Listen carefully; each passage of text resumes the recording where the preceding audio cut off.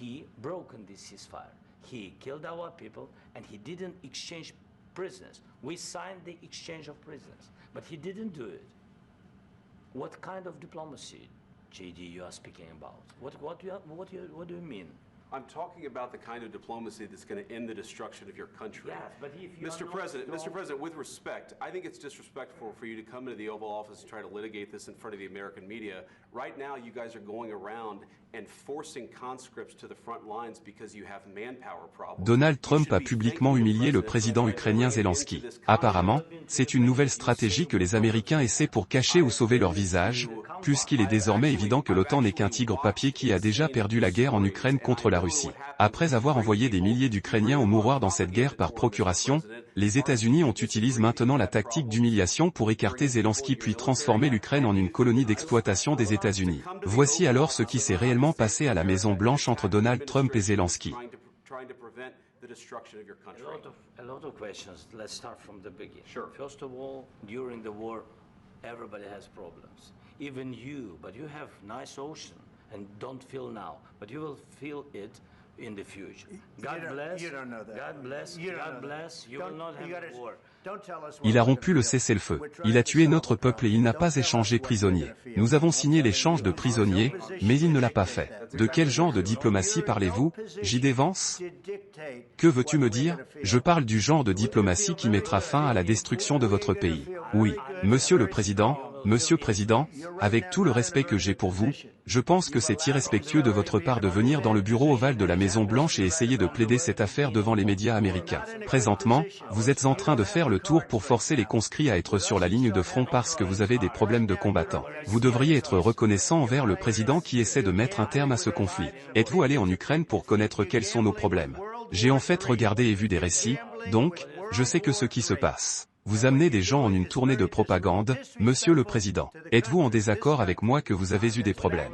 Quoi? Faire entrer des gens dans votre armée? Nous avons des problèmes. Pensez-vous que c'est respectueux de ta part de venir dans le bureau ovale des États-Unis et d'attaquer cette administration qui tente d'empêcher la destruction de ton pays? Tu poses beaucoup de questions. Commençons par le début. Bien sûr. Tout d'abord, tout le monde avait des problèmes au début de la guerre, y compris vous. Mais vous avez maintenant un bel océan devant vous et vous ne le sentez plus. Mais vous le sentirez dans l'avenir. Que Dieu te bénisse. Vous ne le savez pas. Ne nous dites pas ce que nous allons sentir. Nous essayons de résoudre un problème.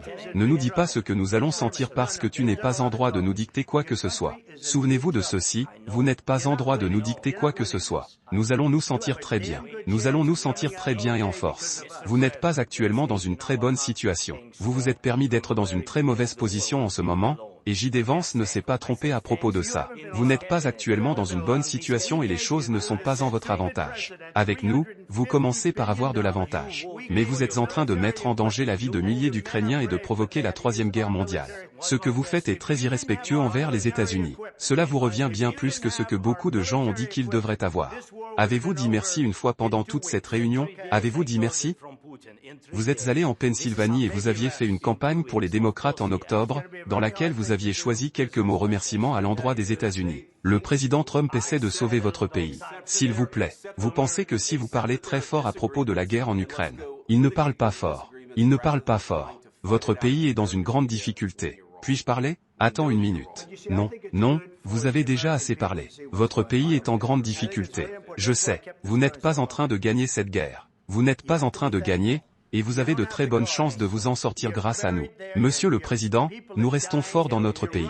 Au début de la guerre étions seuls. Nous sommes reconnaissants à vous, et je dis merci à votre cabinet. Nous avons donné à vous à travers le stupide président Biden 350 milliards d'équipements militaires. Vos hommes sont courageux, mais ils ont utilisé nos équipements militaires et si vous n'aviez pas eu nos équipements militaires, cette guerre aurait fini en 2 semaines. J'ai entendu de la bouche de Poutine qu'elle aurait fini en 3 jours.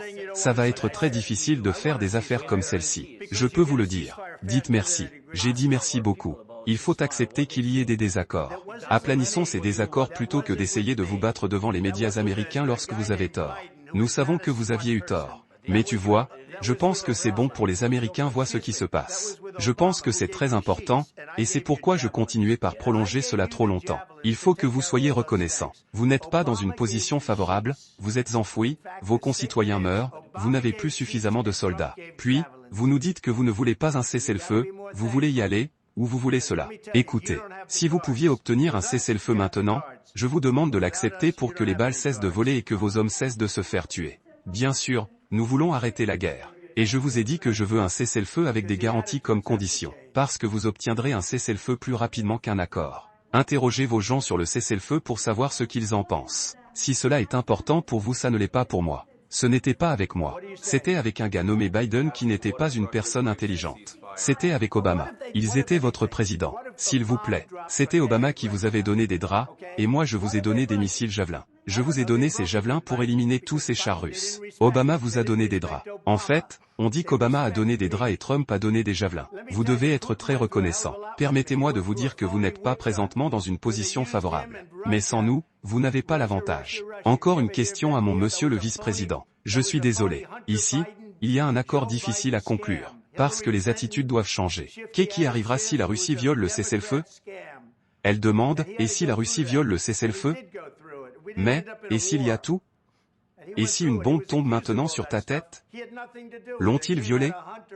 Je ne sais pas. Ils l'ont violé avec Biden parce qu'ils ne le respectent pas, ils ne respectent pas Obama. Ils me respectent. Laisse-moi te dire.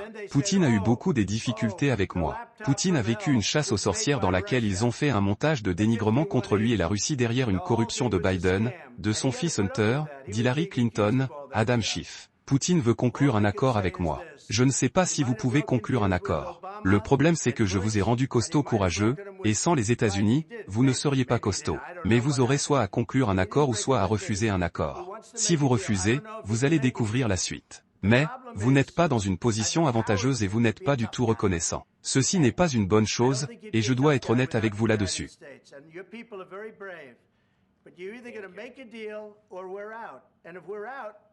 You'll fight it out. I don't think it's going to be pretty, but you'll fight it out. But you don't have the cards. But once we sign that deal, you're in a much better position. But you're not acting at all thankful. And that's not a nice thing. I'll be honest, that's not a nice thing. All right, I think we've seen enough. What do you think? Huh? This is going to be great television, I will say that. All right. We'll see what we can do about putting it together.